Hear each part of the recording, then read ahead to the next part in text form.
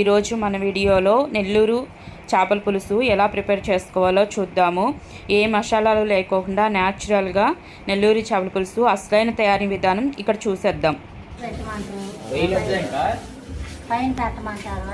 చెప్పు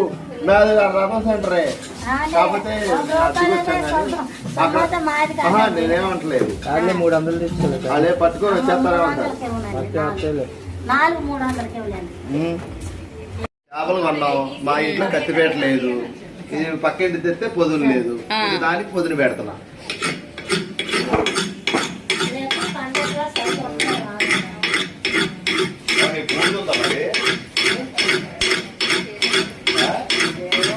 making work video అప్పుడు ఎంత స్పీడ్ చేసి లాస్ట్ లో కూర ఉడికేటప్పుడు ఇచ్చేది. ఫస్ట్ ఈ రకంగా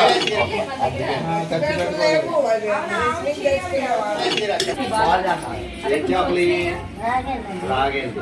ఓకే, అవును, మనకి ఇష్టేనా కాదు, చెరులో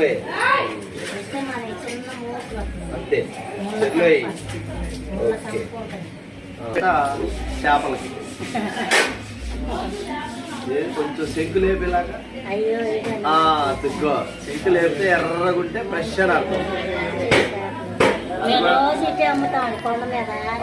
మా అమ్మ కూడా అదే చెప్పింది, మా అమ్మ చెప్పింది అనమాట. అదే గుర్తున్నా, ఆ శంకు లేపి అలా ఉండాలి.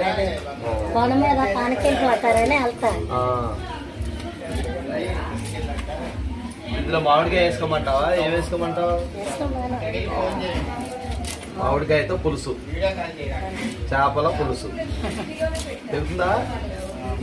మరి పొద్దున పెట్టాగా, అది కూడా మా అమ్మాయి నేర్పింది.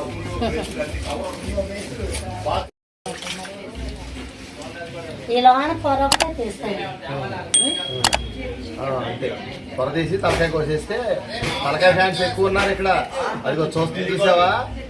దాన్ని అటు పెట్టే, అదిగో తలకాయని ఎన్ని ఇచ్చినా వేస్తానే ఉంటది. తలకాయ ఫ్యాన్స్ చూడు, తింట కాదు, చూడు ఎట్ చేస్తారు. చేతులు కట్టి సైలెంట్గా నా తలకాయ తలకాయ అంటావు.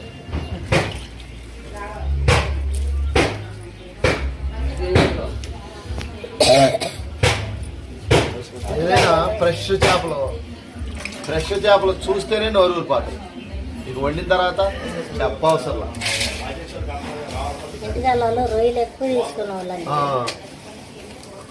అంటే మా తమ్ముడు వాళ్ళు ఇక్కడికి వచ్చారు.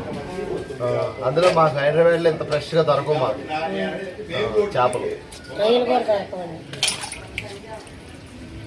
హైదరాబాద్లో మాకు ఇంత ఐస్లో పెట్టి తీసుకొచ్చి అది తినాలన్నా చిరాకు.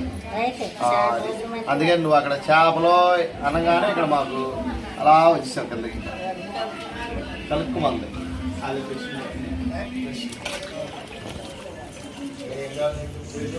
కోస్తావా? కొయ్యి, ఎందుకంటే అది రైట్. ఇప్పుడు తలకాయ ముక్కాయ కట్ చేసుకుంటారు.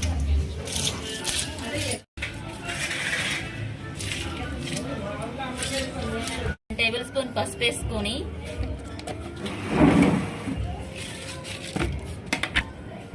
ఒక గుప్పుడు కల్లుప్పు వేసుకుని ఇది మొత్తం చేసుకోవాలి, వేయించేసుకోవాలి. పసుపు వేసుకోవడం వల్ల నీసు వాసన అనేది ఉండదండి చేప. ఈ ఉప్పు వల్ల దీని మీద ఉన్న కొంచెం ఆ జిగురు కానీ ఆ బ్లాక్ కానీ పోతా ఉంటుంది. రికార్డింగ్ అనుకోవాలి.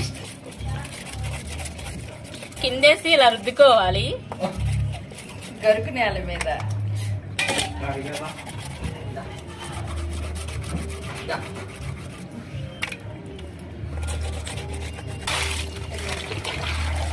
చూస్తున్నారుగా ఫ్రెండ్స్, ఇలాగే చేసుకోవాలి. ఇలా 2-3 టైమ్స్ చేసుకుంటే చేపలు అనేవి చాలా ఫ్రెష్గా నీట్గా ఉంటాయి. ఈ మధ్యలో కూడా ఇలా ఉండిద్ది, అది కూడా శుభ్రంగా క్లీన్ చేసేసుకోవాలి. అప్పుడే మనకి చేప నీసు వాసన కానీ మడ్డి వాసన కానీ ఏమీ ఉండకోకుండా చాలా బాగుండిద్ది చేప.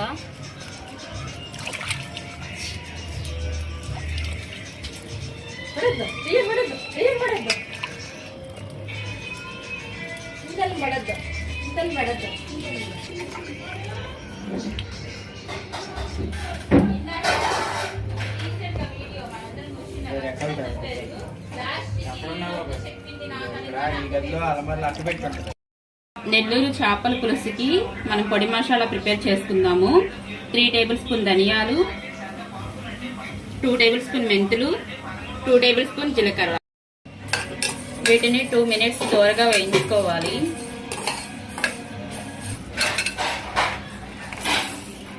ఇలా వేయించుకున్న తర్వాత చల్లారిన తర్వాత మిక్సీ వేసేసుకోవాలి. మెత్తగా పొడిలాగా కొట్టుకోవాలి.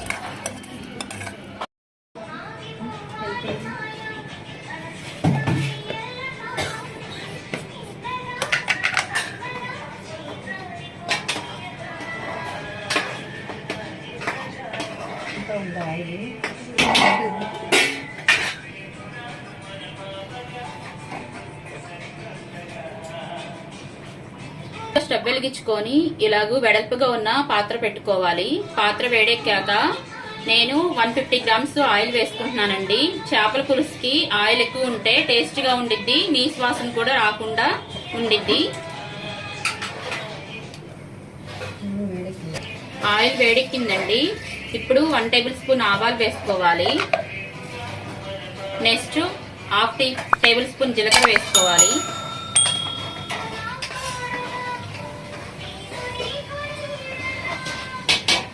నెక్స్ట్ 1/2 టేబుల్ స్పూన్ మెంతులు వేసుకోవాలి. ఇవి కొంచెం ఒక 1 మినిట్ వేయించుకోవాలి. హాయ్ ఫ్రెండ్స్, ఇవి ఫ్రై అయ్యే లోపల లైక్ చేసి మా ఛానల్ని సబ్స్క్రైబ్ చేయండి ఫ్రెండ్స్. పక్కన ఉన్న బెల్ ఐకాన్ కూడా క్లిక్ చేయండి ప్లీజ్ ఫ్రెండ్స్. 4 మీడియం సైజ్ ఉల్లిపాయలు కట్ చేసి పెట్టుకున్నానండి. పచ్చిమిర్చి ఒక 6-7 కట్ చేసి పెట్టుకున్నాను. నేను వాడే పచ్చిమిర్చి కారం ఎక్కువ ఉండదండి, అందుకే కొంచెం ఎక్కువ వేసుకున్నాను. మీరు వాడేవి కారం ఎక్కువ ఉంటే కనుక అడ్జస్ట్ చేసుకుని వేసుకోండి. ఇవి గోల్డ్ కలర్ వచ్చే వరకు వేయించుకోవాలి. ఇప్పుడు కొంచెం కరివేపాకు వేసుకోండి.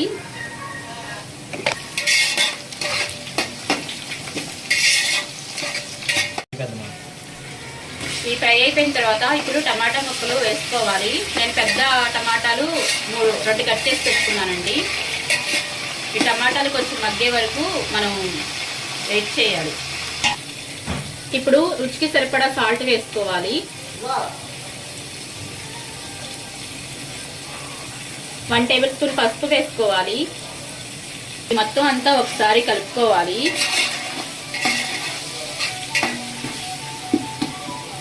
ముందుగా నానపెట్టుకోవాలండి. నేను 150 గ్రామ్స్ చింతపండు తీసుకున్నాను. మీరు తినే పులుపుని బట్టి మీరు అడ్జస్ట్ చేసుకుని తీసుకోండి.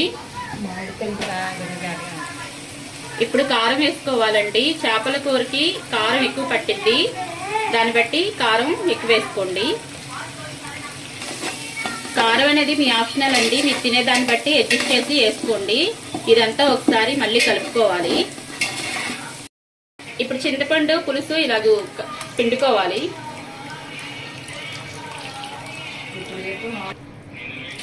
ఇది నెల్లూరు పెద్దారెడ్డి చేపల పులుసు అండి, అందుకని మనం మామిడికాయ ముక్కలు కూడా వేసుకుంటాం కాబట్టి పులుపు చూసుకుని వేసుకోండి.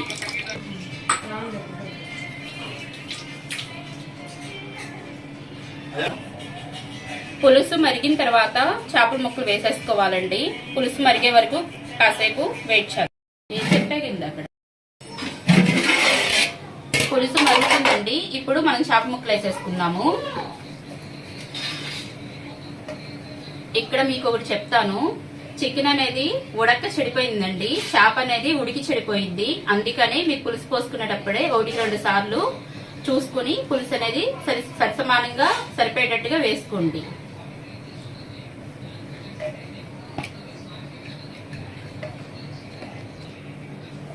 చేప ముక్కలన్నీ వేసుకున్న తర్వాత ఇక్కడ చూపిస్తున్న విధంగా కదుపుకోవాలండి, గెరిట అనేది పెట్టకూడదు. నెల్లూరు చేపల పులుసు అంటే మనం మామిడికాయ ముక్కలు వేసుకోవటమే నెల్లూరు చేపల పులుసు అండి. మనం మసాలాలు ఇందుట్లో వేసుకోము. చాలా మంది అల్లం వెల్లుల్లిపాయ పేస్ట్ అలా వేసుకుంటారు. దీనికైతే న్యాచురల్ గా ఏ అల్లం వెల్లుల్లిపాయ పేస్ట్ వాడుకోకుండా ఓన్లీ మామిడికాయ ముక్కలతోనే మనం చేపల పులుసు చేసుకుంటాము. దీనికి కొంచెం పొడి కొట్టుకుంటామండి వేరేగా, అదొకటి వేసుకుంటాము. మధ్యలో అడుగు పట్టుకోకుండా మధ్యలో ఒకసారిగా తిప్పుకోండి.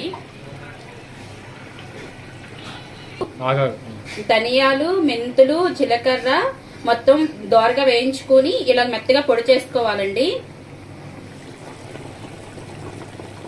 ఇలా పొడి చేసుకున్న ఈ పొడిని వేసేసుకోవాలి మొత్తమును.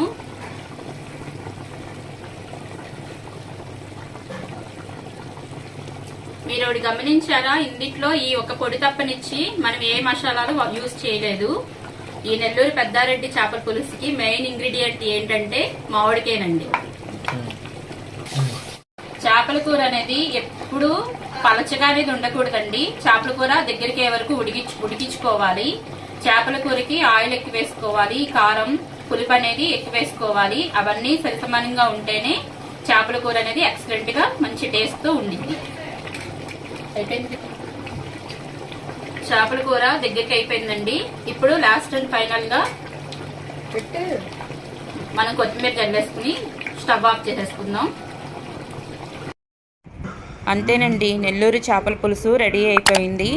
ఈ చేపల కూర వైట్ రైస్లో తింటే చాలా బాగుంది. అలాగే చేపల కూర వండంగానే ఎప్పుడు తినకూడదండి, చల్లారిపోయిన తర్వాత తింటేనే దీని టేస్ట్ అనేది తెలుస్తుంది. ఐ హోప్ ఈ వీడియో మీకు నచ్చిందని నేను అనుకుంటున్నాను. నచ్చితే కనుక లైక్ చేయండి, షేర్ చేయండి. ఇలాంటి మరిన్ని వీడియోల కోసం మా ఛానల్ని తప్పకుండా సబ్స్క్రైబ్ చేయండి. పక్కనే ఉన్న బెల్ ఐకాన్ని క్లిక్ చేయండి. అప్పుడే మేము పెట్టే ప్రతి వీడియో మీ దాకా వస్తుంది. థ్యాంక్